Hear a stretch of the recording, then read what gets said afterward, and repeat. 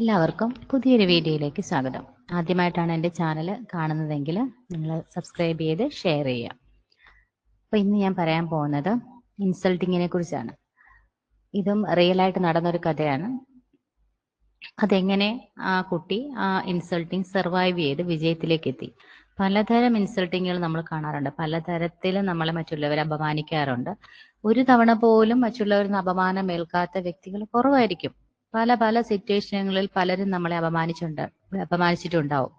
അപ്പൊ നിങ്ങൾ എല്ലാവരും തന്നെ പല രീതിയിൽ അത് ഫേസ് ചെയ്യും. ചിലർ അതിനെയൊക്കെ സർവൈവ് ചെയ്യും, ചിലരത് ആ സന്ദർഭത്തിൽ നിന്ന് ഓടി ഒളിക്കും. അങ്ങനെ ഇത് ഒരു കുട്ടിക്ക് മീൻസ് ഒരു കോച്ചിങ് സെന്ററിൽ പോകുന്ന ഒരു വ്യക്തിക്കുണ്ടായ ഒരു അനുഭവമാണ്. അത് അവിടെ ഒരുപാട് സ്റ്റുഡൻസ് ഉണ്ട്. ആ കുട്ടി എന്ന് പറയുന്നത് ബിടെക് ഒക്കെ കഴിഞ്ഞ വലിയൊരു വ്യക്തിയാണ്. അപ്പോൾ അത്രയും സാധാരണയുള്ള ചെറിയ കുട്ടികൾ മുതൽ ഇപ്പം നമ്മുടെ ചെറിയ ക്ലാസ്സിലെ കുട്ടികൾ പോലും ടീച്ചർ ഒന്ന് വഴക്ക് പറഞ്ഞാൽ മറ്റുള്ളവരുടെ കുട്ടികളുടെ മുന്നിൽ വെച്ച് അവരെ വഴക്ക് പറയുന്നതാണ് അവർക്ക് ഭയങ്കരമായിട്ട് ഫീൽ ചെയ്യുന്നത്. ഇപ്പൊ നമ്മളെ തന്നെ ഒരാൾ എന്തെങ്കിലും പറഞ്ഞാൽ നമ്മളത് തിരിച്ചെന്തെങ്കിലും പറഞ്ഞിട്ട് പോകും.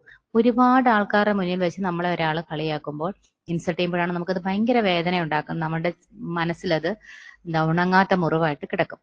അപ്പൊ ഈ കഥയിൽ എന്താ സംഭവിച്ചതെന്ന് വെച്ചാൽ ഒരു ഡിബേറ്റ് നടക്കുകയാണ്, ഒരു ചർച്ചയിലാണ് ഇത് സംഭവിക്കുന്നത്. അപ്പൊ എല്ലാരും കൂടി ഇരിക്കുന്ന ഒരു ഡിബേറ്റിനിടയിൽ ആ കോച്ചിങ് സെന്ററിൽ ഇംഗ്ലീഷിലായിരുന്നു ആ ഡിബേറ്റ്.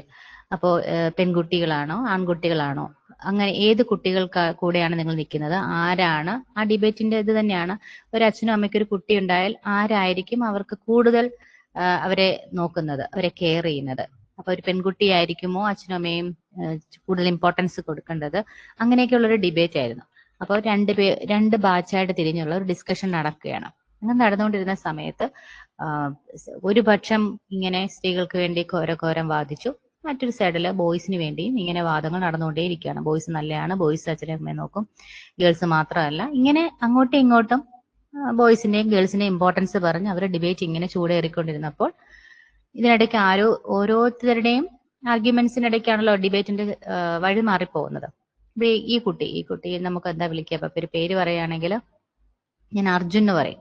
അർജുനും ഇങ്ങനെ പറയാണ്, ചർച്ച നടന്നൊരു സമയത്ത് ഒരു പെൺകുട്ടി പെട്ടെന്ന് പറഞ്ഞു, നിങ്ങള് പുരുഷന്മാരെല്ലാരും ഭയങ്കര പീഡനം ഒക്കെ ചെയ്യുന്ന ആൾക്കാരാണ്, പീഡിപ്പിക്കുന്നവരാണ്, പുരുഷന്മാർ ഭയങ്കര മോശക്കാരാണ് ഒക്കെ പറഞ്ഞപ്പോൾ അവന് പെട്ടെന്ന് അത് ഫീൽ ചെയ്ത് അവൻ പറഞ്ഞു, എല്ലാ പുരുഷന്മാരും അങ്ങനെയല്ല, അങ്ങനെ പുരുഷന്മാരെ മാത്രം കുറ്റം പറയാൻ പറ്റില്ല, സ്ത്രീകൾക്ക് അതിനൊരു പങ്കുണ്ട്, മിക്ക പുരുഷന്മാരെയും പീഡിപ്പിക്കാൻ കാണാൻ സ്ത്രീകൾ തന്നെ. അവർ ആ ചർച്ചയുടെ ഇടയ്ക്ക് ഒരു ആർഗ്യുമെന്റ് എന്ന രീതിയിൽ പറഞ്ഞു, മിക്ക സ്ത്രീകളുടെയും ഔട്ട്ഫിറ്റ് ഒരു പ്രധാന ഘടകമാണ്, നിങ്ങൾ നല്ല വേഷമൊക്കെ ധരിച്ച്, അവരൊരു വേഗമായിട്ട് പറഞ്ഞതാണ്. പക്ഷെ അത് ഔട്ട്ഫിറ്റിൽ കയറി പറഞ്ഞപ്പോൾ സ്ത്രീകളുടെ വസ്ത്രധാരണം കൊണ്ടാണ് അങ്ങനെ വരുന്നതെന്ന് കേട്ടപ്പോഴത്തേക്കും അവിടുത്തെ ഇൻസ്റ്റിറ്റ്യൂഷന്റെ ചാർജ് ഉള്ള വ്യക്തി, അവന്റെ പ്രിൻസിപ്പാള് പെട്ടെന്ന് ദേഷ്യപ്പെട്ട് ചാടി എഴുന്നേറ്റു.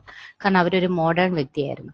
അവർ പെട്ടെന്ന് ചാടി എഴുന്നേറ്റ് പറഞ്ഞു, അങ്ങനെ ഔട്ട്ഫിറ്റ് പറയാൻ പാടില്ല, അങ്ങനെയാണെങ്കിൽ ഇവിടെ എന്തോരം കൊച്ചുകുട്ടികൾ പീഡിപ്പിക്കപ്പെടുന്നുണ്ട്, അതൊന്നും സ്ത്രീകളുടെ വസ്ത്രധാരണം കൊണ്ടല്ല. അപ്പൊ അവനാ പറഞ്ഞ പോയിന്റ് തീർച്ചയായും എന്താണ്, പ്രത്യേകിച്ച് ഒന്നും മനസ്സിൽ വെക്കാതെ പറഞ്ഞു. ആ പെൺകുട്ടി പുരുഷന്മാരെല്ലാം മോശമാണെന്ന് പറഞ്ഞപ്പോൾ അതിനെ എതിർക്കാൻ വേണ്ടി അവനൊരു പോയിന്റ് പറഞ്ഞു എന്നല്ലാതെ ആ അർജുൻ മനസ്സിൽ പെട്ടെന്ന് പ്രത്യേകിച്ച് ഒന്നും വെച്ചുകൊണ്ട് പറഞ്ഞതായിരുന്നില്ല.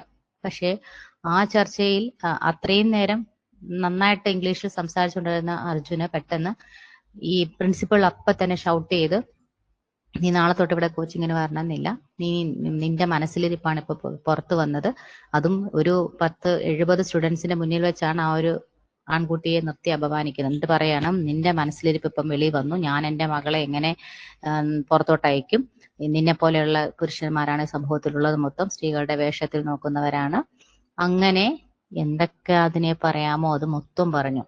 അപ്പോഴത്തേക്കും അതിന്റെ എല്ലാവരും ഒരു നിമിഷം അവനെ എന്തോ ഒരു വലിയ തെറ്റ്, അവൻ സ്ത്രീകളോടെല്ലാം മോശമായിട്ട് പെരുമാറുന്ന ഒരു വ്യക്തിയായിട്ടും, അവന് സ്ത്രീകളുടെ മോശം വസ്ത്രം, ഇച്ചിരി മോഡേൺ ലുക്കുള്ള വസ്ത്രങ്ങൾ ധരിച്ചാൽ അവൻ പെട്ടെന്ന് ആ ഒരു കാഴ്ചപ്പാടാണ് നോക്കുന്നതും, അവനെ എല്ലാവരും ക്രൂശിക്കാൻ തുടങ്ങി.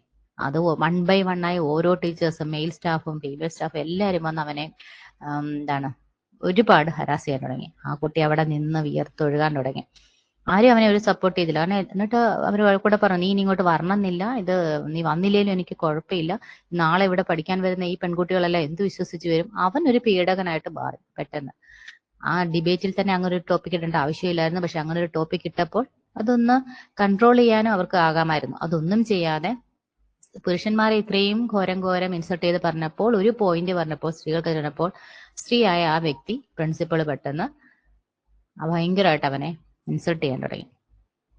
അപ്പോൾ ഈ കുട്ടി എൻ്റെ അടുത്ത് വന്നു ഇങ്ങനെ പറഞ്ഞു, ഈ കേസ് ഇങ്ങനെ പറഞ്ഞു, ഞാൻ ഇനി പോകുന്നില്ല, ഞാൻ നിർത്താൻ പോവാണ്.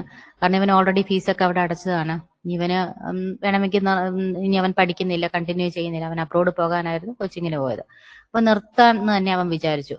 അപ്പൊ ഞാൻ ചോദിച്ചു, ഇപ്പോൾ നീ ഫീസ് ഓൾറെഡി കൊടുത്തു, നീ ഇപ്പോൾ അവിടുന്ന് തോറ്റു പിന്മാറി കഴിഞ്ഞാൽ ഈ ഇൻസൾട്ടിങ് നീ അത് ആണെന്ന് അവർ വിചാരിക്കും. അതുകൊണ്ട് നീ ധൈര്യമായിട്ട് പോകൂ. അവർ നിന്നെ എങ്ങനെയോ വിചാരിച്ചോട്ടെ, നീ അവിടെ പോയി പഠിക്കൂ. നീ നാളത്തെ സിറ്റുവേഷൻ ഓർക്കണ്ട, നീ ധൈര്യമായി അതിനെ നേരിടൂ. നീ അങ്ങനെ ഒരു വ്യക്തിയല്ല എന്ന് പൂർണ്ണമായ ബോധം നിനക്കുണ്ടെങ്കിൽ അങ്ങനെ പറയുന്നവരുടെ മുന്നിൽ നീ തലതാഴ്ത്തി നിന്നാൽ നീ അതായിട്ട് മാറും.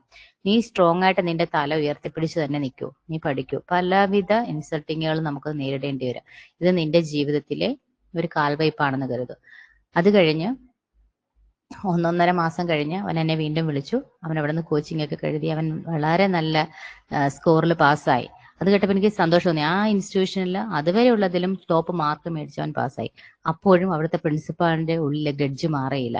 അവരുടെ റിസൾട്ട് പബ്ലിഷ് ചെയ്തപ്പോൾ അതുവരെ ഉണ്ടായിരുന്ന ഏറ്റവും കുറഞ്ഞ സ്കോർ വാങ്ങിച്ചവർക്കെല്ലാം ഭയങ്കരമായി അവർ അപ്രീഷിയേറ്റ് ചെയ്യുകയും ഏറ്റവും ഹൈ സ്കോർ മേടിച്ച വ്യക്തിയെ ഒരു ഫോർമലായിട്ട് അപ്രീഷിയേറ്റ് ചെയ്യുകയും ചെയ്തു.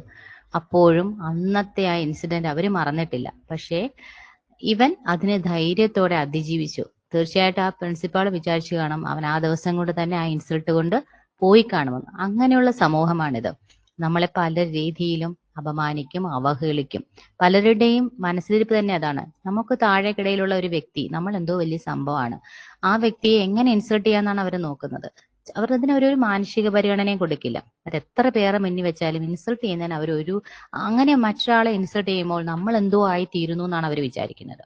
ഇപ്പൊ ആ 40 സ്റ്റുഡൻസിന്റെ മുന്നിൽ വെച്ച് അർജുനെ ഇൻസൾട്ട് ചെയ്തപ്പോൾ അവരുടെ പ്രിൻസിപ്പൾ എന്തോ ഒരു വലിയ സംഭവമായി മാറി. അങ്ങനെ അവർക്ക് തോന്നിയിട്ടുണ്ടാവാം. അത് അവരുടെ ക്യാരക്ടർ ആവാം. അത് ചേഞ്ച് ചെയ്യണമെങ്കിൽ കുറച്ച് ടൈം എടുക്കും. അപ്പൊ അതുപോലെ നമുക്ക് ഓരോരുത്തർക്കും ഒരു സമൂഹത്തിൽ വെച്ച് മറ്റൊരാളെ നമ്മളെ ഇൻസൾട്ട് ചെയ്താൽ നമ്മൾ അന്നേരം അതിന് തിരിച്ച് റിപ്ലൈ കൊടുക്കേണ്ടത് അങ്ങനെയല്ല. ഈ പറഞ്ഞ പോലെ നമ്മൾ ശരിയാണെന്ന് പ്രൂവ് ചെയ്ത് കാണിക്കാം. അതിന് നമുക്ക് പല അവസരങ്ങൾ വരും. അല്ലാതെ ആ പറഞ്ഞ ഇൻസൾട്ടിനെ, ഇപ്പൊ നിങ്ങളുടെ ക്ലാസ്സിലെ ടീച്ചർ ആയിക്കോട്ടെ, നിങ്ങളുടെ കൂട്ടുകാരായിക്കോട്ടെ, പലരും നിങ്ങളെ ഇൻസൾട്ട് ചെയ്താൽ നിങ്ങൾ അതിന് മറുപടി കൊടുക്കേണ്ടത് നിങ്ങളുടെ വിജയത്തിലൂടെയാണ്, അല്ലാതെ നിങ്ങൾ തളർന്ന് പിന്മാറിയാൽ. Okay, thank you.